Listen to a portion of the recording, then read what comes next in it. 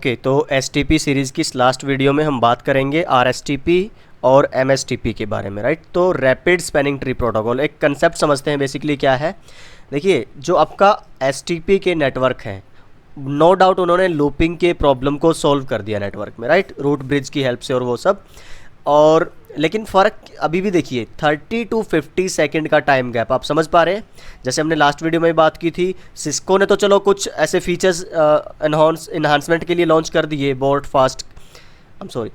Fast का है, right, और बीपीडीयू गार्ड इनेबल वो सब कर दिया, नो डाउट। पर लेकिन फिर भी बाकी सारे नेटवर्क्स में भी तो आपको इन्हांसमेंट्स करनी है जो नॉन सिस्को हैं। तो IEEE ने क्या किया कि एसटीपी प्रोटोकॉल के अंदर ही आप फीचर ऐसे बढ़ाइए कि वो इस टाइम गैप को कम कर सके, ठीक है। तो इसके लिए उन्होंने लॉन्च किया था रैपिड स्पैनिंग ट्री प्रोटोकॉल को।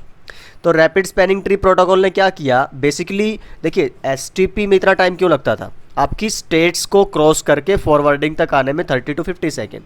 लेकिन आरएसटीपी ने रैपिड, नाम से ही समझिए रैपिड बहुत फास्ट हो गया। कैसे, आपका 3 to 36 सेकेंड का टाइम लगेगा जस्ट आपके ब्लॉकिंग या डिस्कार्डिंग से लेके फॉरवर्डिंग तक जाने में। फ़र्क क्यों हुआ ऐसा, और ये एग्ज़ाम में भी और इंटरव्यू में पूछा जाता है कि जैसे पूछ लेंगे एसटीपी में कितनी स्टेट्स हैं एंड आरएसटीपी में कितनी स्टेट्स हैं। तो एसटीपी में 5 थी, 4 या 5, आरएसटीपी में आपकी 3 रहेंगे सिर्फ, और वो है आपकी सबसे पहले डिस्कार्डिंग, देन आपकी लर्निंग एंड देन फॉरवर्डिंग। यह मैंने लिखा है यहाँ पे ओनली 3 स्टेट्स, कोई लिसनिंग नहीं है इसमें, कोई ब्लॉकिंग नहीं है।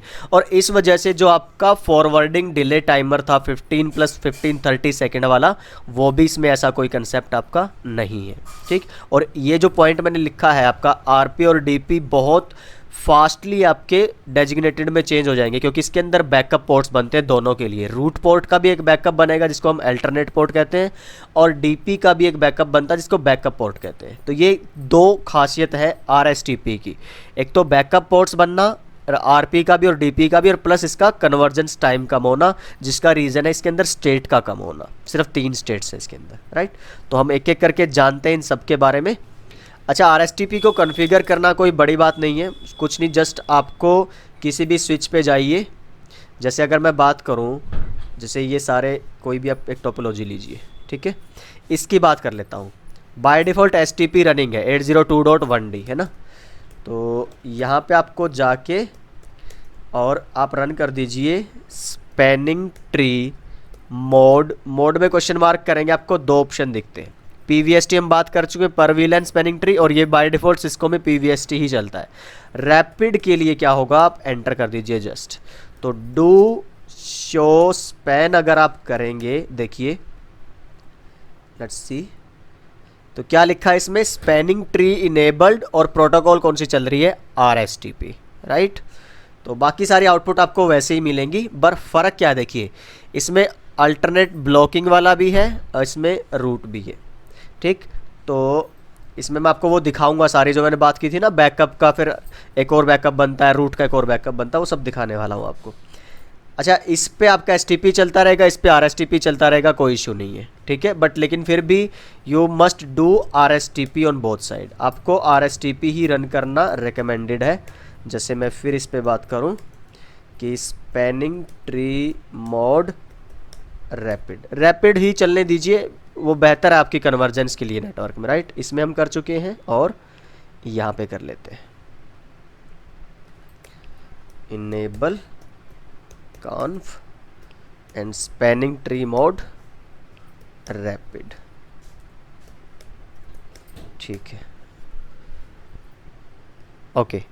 तो और एक बार फास्ट करते हैं हम, देखिए अभी हमने क्या कर दिया, पूरे नेटवर्क में हर एक स्विच पे रैपिड स्पैनिंग ट्री इनेबल कर दिए। बाकी करते रहेंगे धीरे धीरे, साथ में थ्योरी के साथ चलते हैं, ओके। थोड़ा सा कन्फ्यूज़न एक बार ज़रा दूर कर लेते हैं। आपको ना बहुत जगह लिखा मिलेगा रैपिड स्पैनिंग ट्री प्रोटोकॉल का, आरएसटीपी का जो स्टैंडर्ड है वो 802.1w मिलेगा, कहीं पे .1q मिलेगा। यू रिमेंबर 802.1q, जो हम टैगिंग के टाइम पे प्रोटोकॉल इस्तेमाल करते थे, राइट। 2 थी टैगिंग के लिए, स्विचेस में 2 प्रोटोकॉल यूज़ होती है। एक है ISL, जो कि अब तो आउटडेटेड है, सिस्को भी यूज़ नहीं करता, सिस्को की प्रोप्राइटरी थी वैसे वो, पर वो आउटडेटेड है हेडर साइज़ की वजह से। दूसरी आपकी है .1q, 802.1q। अब ये उसी के अंदर आरएसटीपी डाल दिया गया है, ठीक है, तो उसका रीज़न मैं बताऊंगा आपको। तो कहीं पे आपको डॉट डब्ल्यू मिलेगा वो भी सही है, और कहीं पे डॉट वन क्यू लिखा मिलेगा वो भी गलत नहीं है, बस टाइमिंग की और कॉन्टेक्स्ट की बात है, राइट।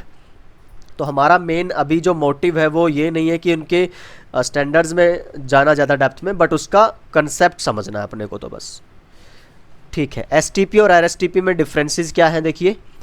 पहला तो मेन तो दो बता चुका हूँ मैं, एक तो स्टेट का डिफरेंस है और एक आपके पोर्ट का डिफरेंस है। उसमें एक पोर्ट के 3 ही टाइप रहते थे, इसमें 5 टाइप के पोर्ट आते हैं। अच्छा, दूसरा क्या है, जो एसटीपी है वो रिलाई करती है पूरी की पूरी रूट ब्रिज पे, उसके जो हेलो टाइमर और सब कुछ है कौन डिसाइड करता है, रूट आपका। लेकिन आरएसटीपी में सारे ही स्विच अपने खुद के hello timer hello messages generate कर सकते हैं, ठीक है। इसका फ़ायदा क्या होगा अभी बताता हूँ आपको। मान लो अगर एसटीपी में कोई इशू आता है किसी स्विच की वजह से, तो उससे बाहर आने के लिए, राइट, उसको रिकैलकुलेट करने के लिए मैक्सिमम एज टाइमर होता था, 20 सेकंड लगते थे, तब जाके एसटीपी अपने सारे रूट्स या स्टेट्स को रिकैलकुलेट करती थी। पर आरएसटीपी में क्या है, जो स्विचेस हैं वो टाइमर के लाइक क्या बोलते हैं उसको, ख़त्म होने का, फिनिश होने का वेट नहीं करते। जैसे मैक्सिमम एज टाइमर 20 सेकंड, नहीं वो 20 सेकंड नहीं वेट करेगा। स्विचेस एक दूसरे को क्वेरी मैसेजेस भेजते रहते हैं। एक स्विच बोलेगा कि यहाँ पे लूप की चांसेस है, कंडीशंस है, दूसरे लूप स्विच को क्या मैसेज भेज देगा, आप अपने मैक टेबल से सारी मैक को एंट्रीज़ को फ्लश कर दो, ताकि कोई लूप का चांसेस ही आपके ख़त्म हो जाए। बिल्कुल समझ पा रहे हैं। इस तरह से ये एक मेन डिफरेंस है एसटीपी में और आरएसटीपी में। तो आरएसटीपी जो है टाइमर्स के ओवर होने का वेट नहीं करता, वो कंटिन्यूसली एक दूसरे के साथ मैसेजेस का एक्सचेंज करते रहते हैं। ओके देन, तो जिस तरह एसटीपी में टाइमर्स थे ऐसे आरएसटीपी के टाइमर हैं, लेकिन जो बहुत फास्ट है। उसमें आपका हेलो टाइमर था 2 सेकंड, इसमें भी 2 सेकंड ही बाय डिफ़ॉल्ट है। पर जो मैक्सिमम एज था उसमें 20 सेकंड था, इसका 10 गुना, इसमें सिर्फ 3 गुना है, 6 सेकंड, राइट। ओके देन, ये हम बात कर चुके हैं। रूट पोर्ट का बैकअप बनेगा अल्टरनेट पोर्ट, और डेजिग्नेटेड पोर्ट का बैकअप बनेगा बैकअप पोर्ट। इसमें 2 एक्स्ट्रा पोर्ट की आपको टाइप्स मिलती हैं, या स्टेट आप कह लीजिए एक तरह से, ठीक है। बैकअप पोर्ट इसकी हम बाद में बात करेंगे। ये देख लीजिए, इसमें आप रूट पोर्ट वही है जो आपके नॉन रूट स्विच हैं, उनको रूट तक जाने हैं अगर, तो वो जिस पोर्ट का इस्तेमाल करते हैं उसको बोलते हैं रूट पोर्ट। अल्टरनेट, इसका अगर किसी स्विच का रूट पोर्ट फेल होता है तो उसकी जगह फिर कौन आता है, अल्टरनेट पोर्ट बना हुआ था वो रूट बन जाएगा, फॉरवर्डिंग कंडीशन में आ जाएगा। अभी ये अल्टरनेट पोर्ट किस कंडीशन में है, स्टेट में है, ब्लॉकिंग में है फिलहाल, ठीक है। लेकिन जैसे ही रूट डाउन हुआ तो ये किस में आ जाएगा आपका, फॉरवर्डिंग में, और रूट किस में चला जाएगा, डिसेबल्ड यानी कि ब्लॉकिंग में, ठीक है।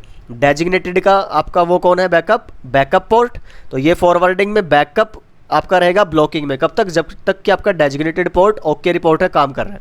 जैसे ही डेजिग्नेटेड पोर्ट को कुछ हुआ, बैकअप पोर्ट किस में आ जाएगा, आपके फॉरवर्डिंग की स्टेट में, राइट। तो जिस पे आपका जो आपने नो शट अगर शट डाउन किया हुआ है किसी पोर्ट को, वो आपका डिसेबल्ड पोर्ट है। देखिए एक और चीज़ याद रखिए, जिस भी पोर्ट पे नो शट की कमांड है ना, वही एसटीपी में काम करते हैं, राइट। जो आपने डिसेबल ही करे हुए हैं ना, उनको आप भूल जाइए कि वो तो वैसे ही लूप का कोई चांसेस नहीं है उनकी वजह से बनने का, राइट। ओके, अल्टरनेट पोर्ट की बात करते हैं, ठीक है। मैं आपको थोड़ा सा दिखाता हूँ एक बार, यहाँ पे देखिए, इस स्विच की आप आउटपुट देखिए, एक रूट है और बाकी सारे क्या है आपके अल्टरनेशन में। रूट पोर्ट आपका FA0/2 है ना। तो मैं क्या करूं, एक बार इंटरफेस FA0/2 को और शट डाउन कर दूं एक बार, देखिए ज़रा, शट डाउन कर दिया। फिर आप क्या करिए, डू शो स्पैन, ठीक है।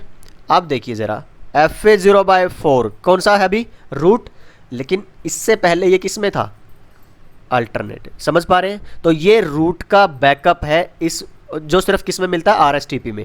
एसटीपी में ऐसा कुछ नहीं होगा, ठीक है। और ये देखिए इसी वजह से बहुत फास्ट भी है, ठीक है। चलिए, और अगर दोबारा से आप इसको ऑन कर देंगे नो शट, तो कितना जल्दी आपका ये सारा काम हो जाता है एसटीपी के अंदर। देख पा रहे हैं आप, बहुत फास्ट है आरएसटीपी, इसकी स्टेट बहुत जल्दी चेंज होती है, विद इन सेकेंड्स, ठीक है। तो ये काम किसका हुआ, आपका अल्टरनेट पोर्ट का, जो किसका बैकअप है, आपके रूट पोर्ट का बैकअप है। तो ये थ्योरी आप पढ़ लेना एक बार।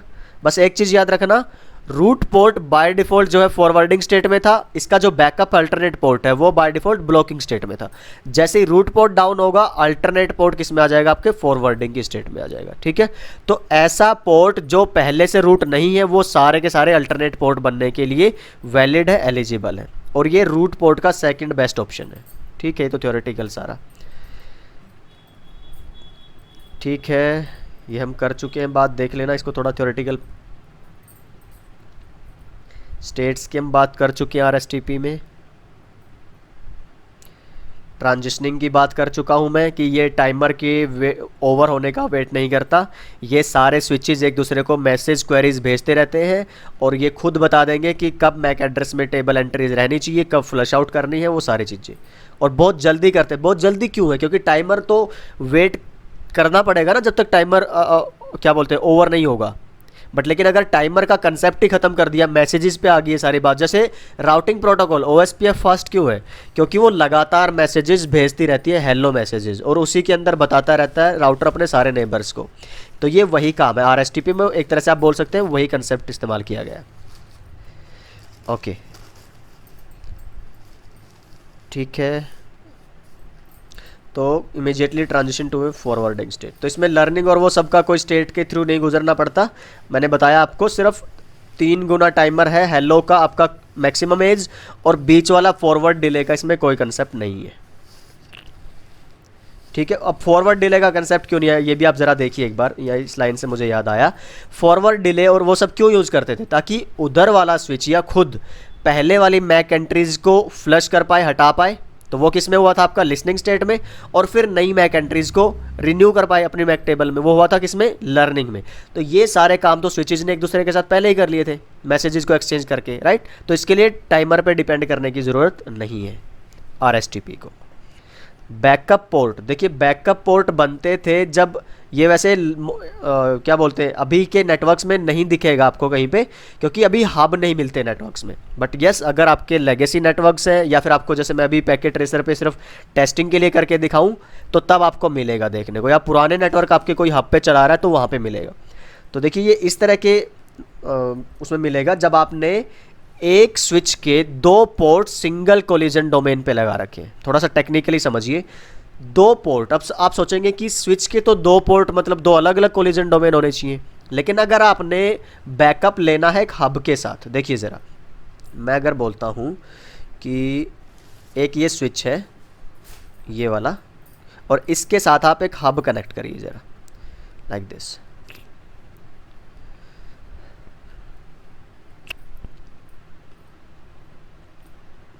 अब ये देखिए हब की साइड ग्रीन है, इसका मतलब हब पे कोई एसटीपी नहीं चल रही है, सिर्फ कहाँ पे, आपके स्विच पे है। तो मैंने फास्ट फॉरवर्ड किया है।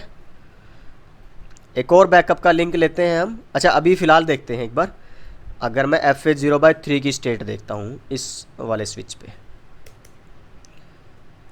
तो enable show spanning tree, FA0/3 देखिए अभी किस में है, डेजिग्नेटेड और फॉरवर्ड की स्टेट में है, राइट।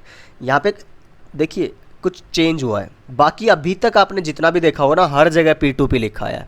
तो याद होगा आपको, मैंने बताया था STP की वीडियोस में कि हमने STP रोल्स देखे, स्टेट्स देखी हैं, कोस्ट मैंने बताया, पर मैंने बोला था टाइप मैं बताऊंगा RSTP के। तो इस वाली वीडियो में हम बात करेंगे टाइप के बारे में। तो ये शेयर्ड लिखा है, समझते हैं कि क्या फ़र्क है। अच्छा एक और लिंक लगाएं अगर हम, तो फास्ट फॉरवर्ड करूं अगर, ये देखिए अभी ये क्या है, STP ने एक लिंक को ब्लॉक कर दिया, ठीक है। अभी देखिए ज़रा यहाँ पे शो स्पैनिंग ट्री करते हैं, तो ये किस में चला गया, FA0/4 जो पोर्ट था आपका अल्टरनेट ब्लॉक की स्टेट में। मैंने बताया था कि इसकी बैकअप के लिए आपका क्या बनता है, डेजिग्नेटेड पोर्ट का बैकअप कौन सा बनता है, बैकअप पोर्ट। नाम तो देखिए उसका क्या है, अल्टरनेट, क्योंकि ब्लॉक वाले किस नाम से मिलेंगे, रोल में, अल्टरनेट वाले रोल में मिलेंगे। और कंडीशन क्या रहेगी, स्टेट क्या रहेगी, उनकी रहेगी ब्लॉकिंग। लेकिन मान लो जैसे ही कौन सा पोर्ट था हमारा, ये 0/3, FA0/3 को आपने कर दिया शट, क्योंकि मेरा किससे जुड़ा है, ये हब से ना। तो इसको मैंने अगर शट डाउन किया, तो डू शो स्पैन जैसे ही आप करेंगे, अब ये देखिए तो कुछ टाइम लेगा वो। दोबारा से एक बार करते हैं हम सी। फॉरवर्डिंग स्टेट में आ चुका है आपका FA0/4। ये देखो पहले ये ब्लॉक था, अभी लेकिन जैसे ही वो वाला पोर्ट जो मेन पोर्ट था वो ब्लॉक हुआ, तो जो अल्टरनेट बैकअप वाला पोर्ट था वो किस में आ गया आपका डेजिग्नेटेड फॉरवर्ड में। ठीक है, और टाइप कैसी शेयरिंग है इसकी।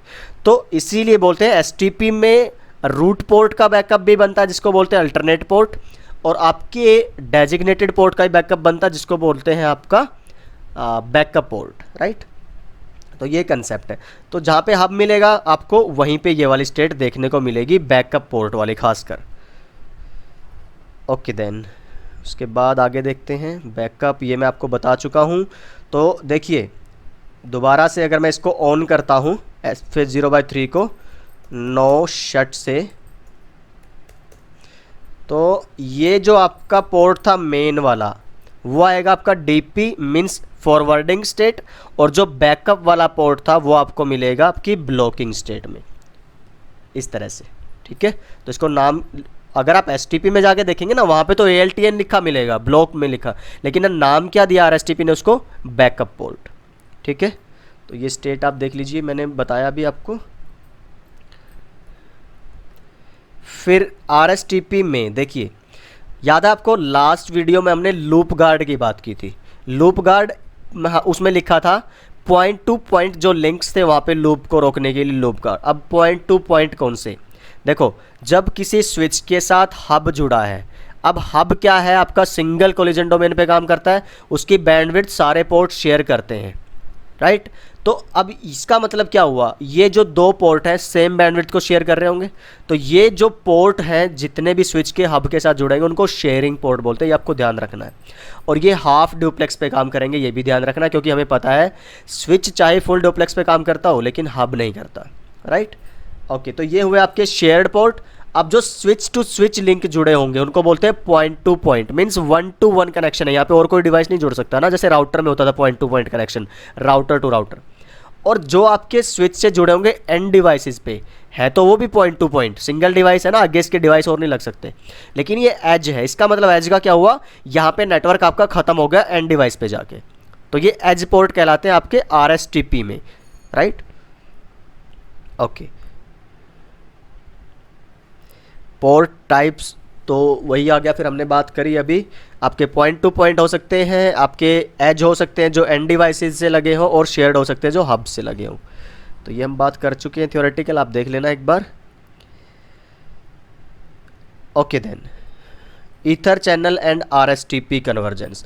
ईथर चैनल में सिंगल बस एक ये आपको पॉइंट ध्यान रखना है कि जब आप मल्टीपल लिंक्स को जोड़ते हो, ईथर चैनल की वैसे हम अलग से एक सेपरेट वीडियो बना चुके हैं, तो अगर आपने वो नहीं देखी है तो वो देखिए एक बार, तब ये कंसेप्ट ज़्यादा समझ आएगा।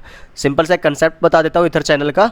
देखिए मल्टीपल लिंक्स, अभी ये दोनों लिंक हैं, अभी ये काम कर रहा होगा सिर्फ, है ना, आपके 100 Mbps पे ये काम नहीं कर रहा है, लेकिन अगर आपको 200 Mbps की स्पीड चाहिए हो तो इन दोनों लिंक को जोड़ के आप ना सिंगल लिंक बना सकते हो। इसका मतलब फिजिकल दिखने में लिंक दो होंगे बट वर्चुअल लिंक एक ही होगा।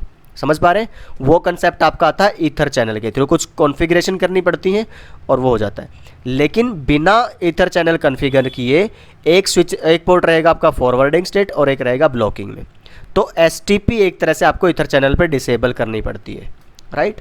तो उसमें क्या होगा, ये सारे का सारा जो ग्रुप ऑफ लिंक्स है ये फॉरवर्डिंग स्टेट में आएगा, राइट। 1 to 1 एक एक करके इंटरफेस नहीं, पूरा ग्रुप फॉरवर्डिंग स्टेट में डाल देगा STP। ओके देन, तो इससे नेटवर्क में ना बैकअप बढ़ता है आपका, फॉल्ट टॉलरेंस बढ़ती है और अवेलेबिलिटी बढ़ती है ईथर चैनल से। पोर्ट फास्ट का कंसेप्ट वही है, बिल्कुल सेम टू सेम है जो STP में था और RSTP में सेम है, कोई फ़र्क नहीं है। सिर्फ जो एंड डिवाइसेस जो एज पोर्ट है RSTP के, उन पे लूप भी रुके और आपका ट्रांजिशनिंग बिल्कुल फास्ट हो, 6 सेकंड भी ना लगे RSTP वाले, तो आप पोर्ट फास्ट इनेबल कर सकते हो। और वहाँ पे लूप ना बने उसके लिए आप BPDU गार्ड, BPDU फिल्टर, वही सेम कंसेप्ट है। आप उस पोर्ट पे जाइए जो पोर्ट फास्ट है और उस पर BPDU गार्ड आप इनेबल कर दीजिए, ठीक है। तो ये थोड़ा थ्योरेटिकल ज़रूर पढ़ना सिक्योरिटी पॉइंट ऑफ व्यू से। वैसे में जो सिक्योरिटी फाउंडेशन वाला सीरीज़ आएगी हमारी CCNA 200-301 के अंदर, उसमें ही हम अच्छे से कवर करने वाले हैं, तो इसलिए मैं अभी ज़्यादा इसको टच नहीं कर रहा, राइट। फिर BPDU गार्ड वही है, सेम कंसेप्ट। बस फ़र्क क्या आएगा, देखिए एसटीपी और आरएसटीपी में ज़्यादा कुछ फ़र्क नहीं है। एक तो वो जो पोर्ट स्टेट है वो एक दो एक्स्ट्रा ऐड होंगी, और एक क्या था आपका टाइमिंग, जो कन्वर्जेंस टाइम है वो बहुत कम कर देता है एसटीपी और आरएसटीपी। और तीसरी मेन चीज़ ये है कि आरपी और डीपी में जो ट्रांजिशनिंग टाइम है बैकअप पोर्ट बनने की वजह से वो बहुत कम है, बहुत कम है, राइट। एक ये बहुत इंपॉर्टेंट पॉइंट है आरएसटीपी को लेके। ठीक है, बीपीडीयू गार्ड हुआ आपका। ओके देन फाइनली चलिए अभी हम बात करते हैं एमएसटीपी की। एसटीपी ओपन सोर्स, फिर पीवीएसटी सिस्को के स्विचेस में चलता है। पर वीलन स्पैनिंग ट्री मतलब आप वीलन 10 का अलग रूट ब्रिज बना दो, वीलन 20 का अलग से बना दो, लेकिन हर एक स्विच इतना पावरफुल नहीं है जितना सिस्को के जैसा है, राइट। कि उसमें आप इस तरह से मान लो एक जो स्विच है उसी पे हो सकता है आपके 10 वीलन चल रही हो, तो कॉमन स्पैनिंग ट्री पे काम नहीं कर सकता। हो सकता है कि 10 वीलन के अंदर इतनी सारी कम्युनिकेशन हो रही हो कि उस स्विच की उतनी प्रोसेसिंग ना हो सिंगल की। इसके लिए अब क्या कर सकते हैं, सिस्को की तरह पर वीलन तो आप इसमें बना नहीं सकते, लेकिन एमएसटीपी का एक कंसेप्ट आया है जो IEEE ने लॉन्च किया था 802.1s के नाम से, कि आप ऐसा ना करो जैसे सिस्को ने किया था कि हर एक वीलन का अलग से रूट ब्रिज बना दो। नहीं, एक बीच का रास्ता ढूंढ लो। मान लो आपने 15 वीलन अपने नेटवर्क में यूज़ कर रखी हैं, तो आप 5 वीलन के लिए एक अलग से रूट ब्रिज बना लो, और अलग अगली 5 के लिए अलग से, और बाकी बची 5 के लिए अलग से। या फिर 3 वीलन का एक रूट बना लो, दूसरी 5 का एक बना लो। समझ पा रहे? कलेक्टिव एक रूट बना दो मल्टीपल वीलेंस का। तो इसी वजह से इसको नाम भी क्या दिया गया है, मल्टीपल स्पैनिंग ट्री प्रोटोकॉल। इसकी कॉन्फ़िगरेशन वगैरह कुछ नहीं है हमारे इसमें, जस्ट एक आपको पता रहना चाहिए कि what is MSTP, that's it, right. Cisco ने तो कहीं पे लिखा भी नहीं हुआ अपने 200301 में, but yes it is a concept, you should know about that. Okay then, तो अभी स्विचिंग लूप्स को डिटेक्ट करने का मैं बता चुका हूँ आपको, आई थिंक किसी एक वीडियो में। तो ये देख लीजिए, जब भी आपको लगे नेटवर्क में इस तरह का इशू आ रहा है, तो आपकी इशू कहाँ पे है, फिर वो एसटीपी का इशू है। ठीक है, चलिए ओके देन, तो मिलते हैं नेक्स्ट वीडियोज़ में। आई थिंक अभी आई डोंट नो स्विच का कोई और कंसेप्ट बचा है क्या, मुझे आप कमेंट्स में ज़रूर बताइएगा। अगर स्विच के किसी और कंसेप्ट पे आपको कोई और अलग से सेपरेट वीडियो चाहिए हो तो, otherwise we will I think move forward on to security foundation topic, right. जो CCNA का अभी आप बहुत वेट भी कर रहे होंगे काफ़ी टाइम से उस वाली वीडियोज़ का, कि कब से, क्योंकि मैं देखता हूँ कमेंट्स में अक्सर ये एक्साइटमेंट बनी रहती है कि वायरलेस के वीडियोज़ और सिक्योरिटी वगैरह के कब आएंगे, राइट। तो जल्दी स्टार्ट करते हैं। अगर कोई और सेपरेट वीडियो आपको नहीं चाहिए तो if you want that so let me know in the comment section, right.